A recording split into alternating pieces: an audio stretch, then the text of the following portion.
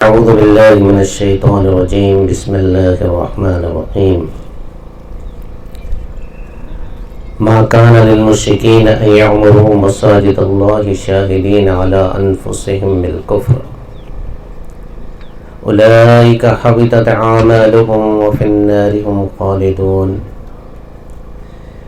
إنما يعمر مساجد الله من آمن بالله واليوم الآخر ولم يخش إلا الله فعسى أولئك أن يكونوا من المهتدين. صدق الله العظيم وصدق رسوله النبي الكريم ونحن على ذلك من الشاهدين والشاكرين والحمد لله رب العالمین. شروع اللہ کے نام سے جو تمام تعریفوں کے لائق ہے. درود و سلام تاجدار انبیاء و امام الانبیاء و خاتم النبیین سیدنا محمد عربی صلی اللہ علیہ وسلم پر. زیر صدارت الحاج یونس الدین صاحب اور بیس پر تشریف فرما علماء و مشائخ، میرے بزرگوں اور نوجوان ساتھیوں، الحمدللہ آج مشرق الیان کے اندر اور ایک مسجد کی بنیاد جس کی افتتاحی تقریب کے اندر ہم تمام نے شرکت کی ہے. بڑا مبارک عمل ہے اور بڑا مبارک کام ہے جس کی آج شروعات ہو رہی ہے. دوستو، چند باتیں میں آپ کے سامنے رکھوں گا. جیسے کہ ابھی میں نے آپ کے سامنے سورہ توبہ کی 2 آیتیں تلاوت کی. پہلی آیت کے اندر اللہ رب العزت کا ارشاد ہے ما کان للمشرکین ان یعمروا مساجد اللہ، کہ مشرکوں کا یہ کام نہیں ہے کہ وہ اللہ کی مسجدوں کو آباد کریں. شاہدین علی انفسہم بالکفر، بلکہ وہ گواہی دیتے ہیں اپنے کفر کی. اولئک حبطت اعمالہم، اور اللہ نے ان کے اعمال کو حبط کر لیا. وہ فی النار ہم خالدون، اور وہ آگ میں ڈالے جائیں گے ہمیشہ کے لیے. کیا فرمایا؟ مشرکوں کا یہ کام نہیں ہے کہ وہ اللہ کی مسجدوں کو بنائے یا اللہ کی مسجدوں کو آباد کرے. پھر یہ کس کا کام ہے؟ اگلی آیت کے اندر فرمایا انما یعمر مساجد اللہ من آمن باللہ والیوم الآخر. اللہ کی مسجدوں کو وہ لوگ بناتے ہیں، وہ لوگ آباد کرتے ہیں جو ایمان رکھتے ہیں اللہ پر اور یوم آخرت پر. ولم یخش الا اللہ، اور ڈرتے ہیں اللہ سے. فعسى اولئک ان یکونوا من المہتدین، اور اللہ ایسے ہی لوگوں کو ہدایت دیتا ہے. تو یہ 2 آیت کریمہ ہیں جس کے اندر اللہ نے صاف صاف طور پہ جو ہے بیان فرمایا کہ مسجد سے کس کو دلچسپی نہیں ہوتی اور مسجد کو کس کو مسجد سے دلچسپی ہوتی ہے. یہ دونوں چیزیں. اب بحیثیت مسلمان ہم تمام کی یہ ضرورت ہے کہ ہمارے درمیان ایک مسجد ہو. جیسے ہمارے گھر کی ہماری ضرورت ہے، اسی طرح سے ہر مومن کی، ہر مسلمان کی ضرورت مسجد ہے. اللہ تبارک و تعالیٰ نے جب حضرت آدم علیہ السلام کو زمین پر بھیجا تو سب سے پہلے اللہ نے اپنی یاد کے لیے ایک گھر تعمیر کرنے کا حکم دیا. اور حضرت آدم علیہ السلام نے اس پہلے گھر کی بنیاد رکھی مکۃ المکرمہ کے اندر. خانہ کعبہ کی بنیاد جو ہے ڈالی. ان اول بیت وضع للناس للذی ببکۃ مبارکا وہدی للعالمین، کہ روئے زمین پر سب سے پہلا گھر جو اللہ کی یاد کے لیے تعمیر کیا گیا وہ مکہ کے اندر ہے. تو انسانوں کی ضرورت، آدم کی عبادت کی جگہ، سجدہ کرنے کی جگہ خانہ کعبہ کو آدم علیہ السلام نے تعمیر کیا. پھر طوفان نوح میں اس کی بنیادیں بہہ گئی. پھر دوبارہ حضرت ابراہیم اور اسماعیل علیہ السلام نے اس گھر کی دوبارہ تعمیر فرمائی، اور اللہ نے حکم دیا کہ ابراہیم و اسماعیل تم اس گھر کو پاک اور صاف رکھو، رکوع کرنے والوں کے لیے، سجدہ کرنے والوں کے لیے، اعتکاف کرنے والوں کے لیے، طواف کرنے والوں کے لیے، ہر ایک کے لیے جو ہے اس گھر کو پاک صاف رکھو۔ تو حضرت ابراہیم و اسماعیل علیہ السلام نے خانہ کعبہ کی تعمیر کی اور اس کو پاک اور صاف جو ہے رکھا۔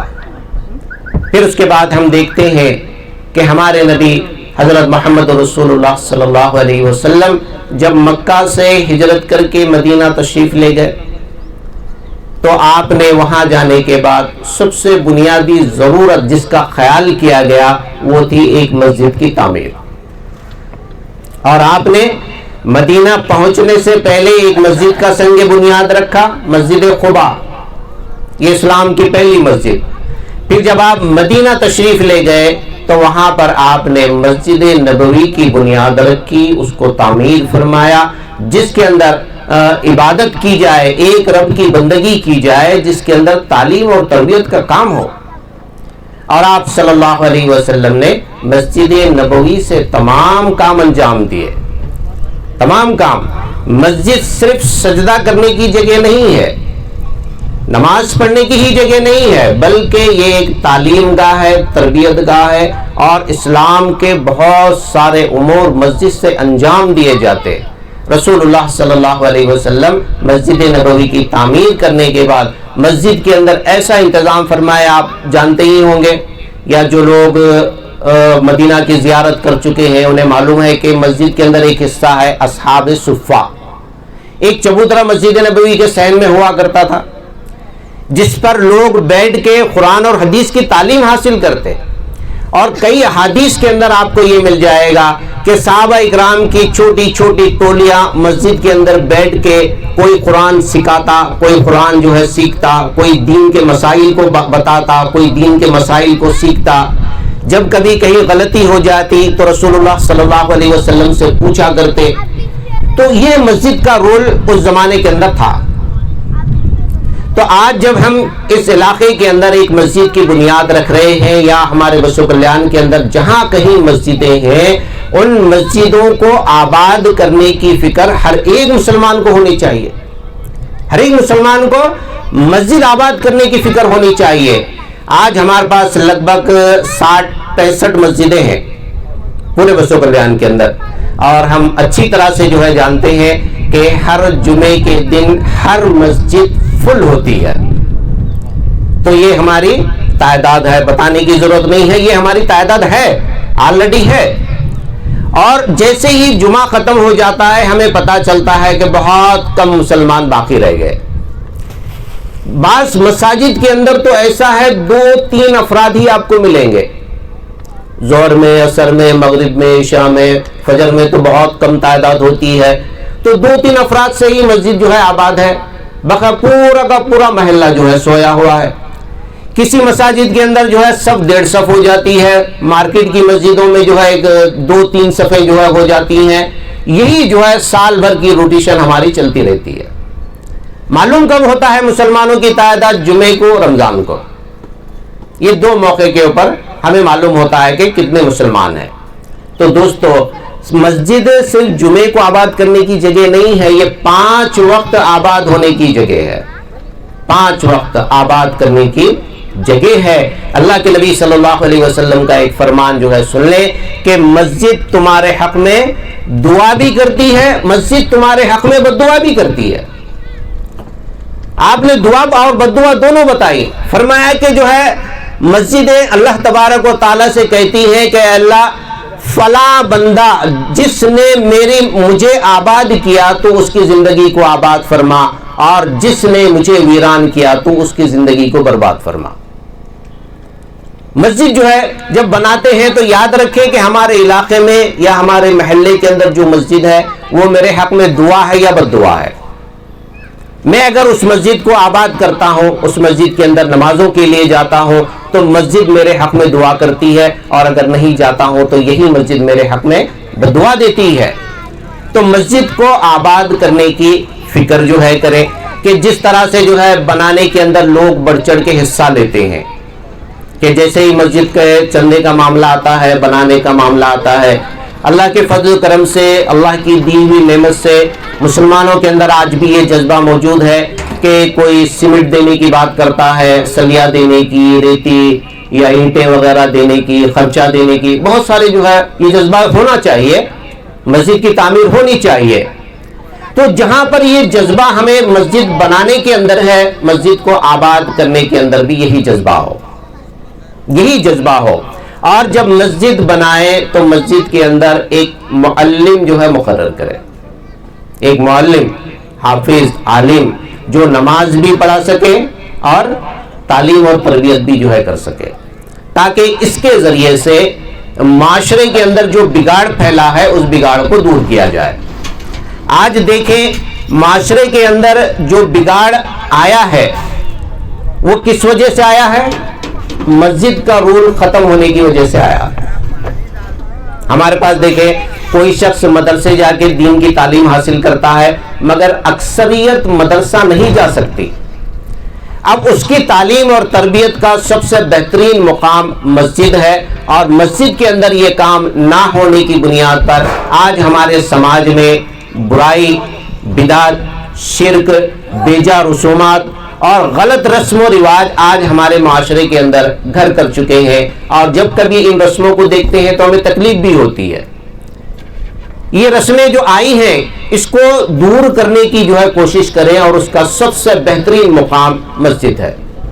تو مسجد کے ذریعے سے، جمعے کے خطبے کے ذریعے سے اگر ہم اس پیغام کو، دین کے پیغام کو عام کریں گے تو 100 میں سے کم 10% کو تو سمجھ میں آئے گا۔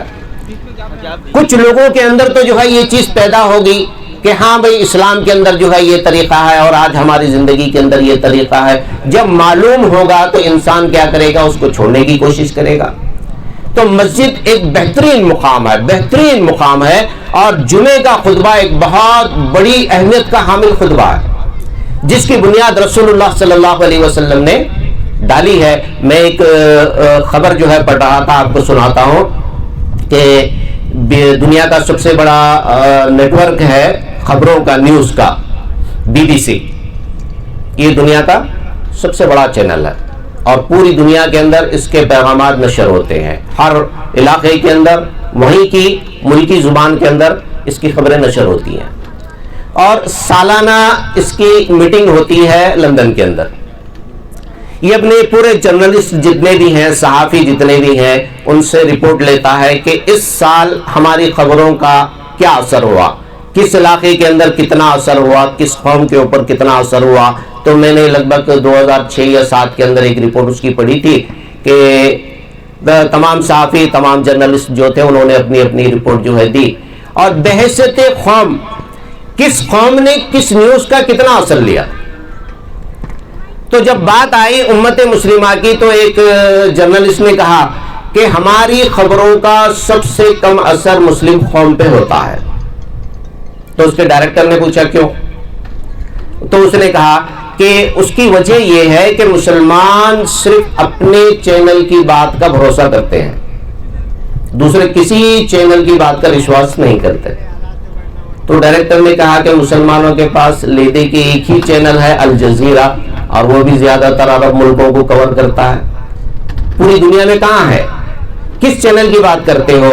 تو اس نے کہا کہ مسلمان جمعے کی خطبے کا جو اثر لیتا ہے دوسرے کسی خبر کا اثر نہیں لیتا، اور یہ چینل ان کے نبی نے 1400 سال پہلے قائم کیا۔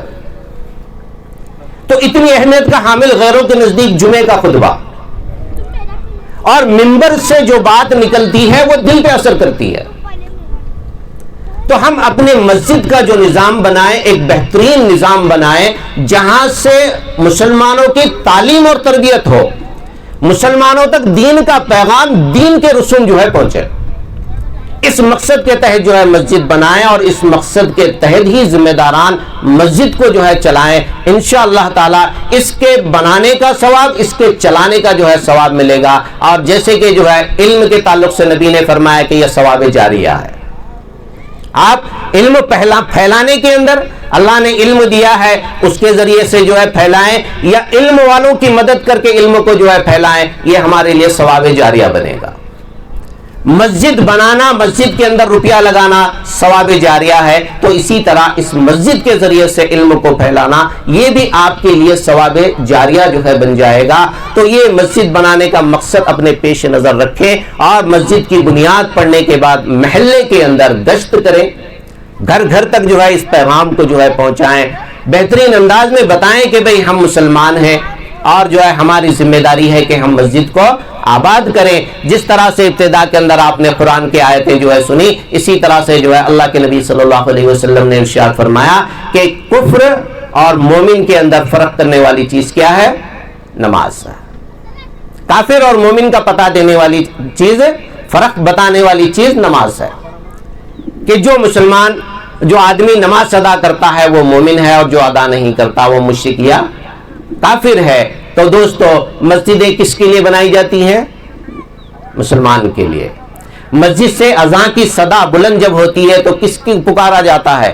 اہل ایمان کو پکارا جاتا ہے، نہ کہ کسی کافر یا مشرک کو نہیں پکارا جاتا، اہل ایمان کو دعوت دی جاتی ہے اور کہا جاتا ہے حی علی الصلاۃ حی علی الفلاح، آؤ نماز کے لیے، آؤ کامیابی کی طرف، کامیابی کی طرف۔ یہ صدا لگا کے جو ہے مؤذن ہمیں 5 وقت دن بھر کے اندر جو ہے بلاتا ہے۔ تو دوستوں اور بزرگوں، نماز کا پڑھنا ہم مسلمانوں کے اوپر دن بھر کے اندر 5 وقت فرض ہے۔